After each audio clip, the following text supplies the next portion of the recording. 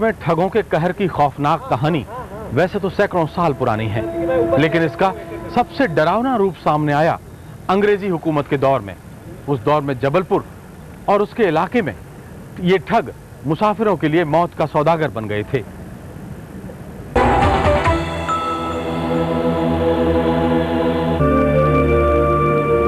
मध्य प्रदेश का जबलपुर अंग्रेजी हुकूमत के दौरान ठगों के खूनी खेल का सबसे बड़ा गढ़।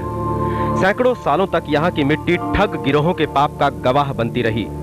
उस जमाने में सफर धीमा होता था और मुसाफिर रात में धर्मशाला और सरायों में शरण लेते थे। कई बार तो थके हारे मुसाफिर पेड़ के नीचे ही डेरा डाल लेते थे। ठगों के लिए यही फिर आसान शिकार होते थे।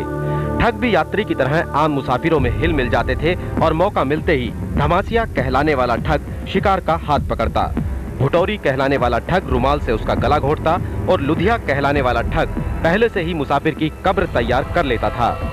मुसाफिर की लाश को ठिकाने लगाने के बाद ठग उसी की कब्र पर बैठकर गुड़ खाकर माल लूटने का जश्न मनाते। इस पूरे क्षेत्र में जंगल और पहाड़ों का एक आश्रय लेकर के इन आतंकियों का ऐसा निर्दयतापूर्वक अपराध करने का इतिहास है कि कोई भी पुलिस अधिकारी आज भी उसको सुनेगा या आम लोग भी जानेंगे तो उनके रोंगटे खड़े हो जाएंगे।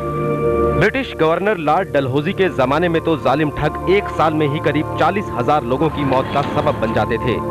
ठगों के आतंक का आलम यह था कि ठग बेखौफ ब्रिटिश फौजियों को भी अपना शिकार बनाते थे। उस वक्त कोंकण इलाके को छोड़कर पूरे भारत में ठगों ने आम लोगों और पुलिस की नाक में दम कर रखा था।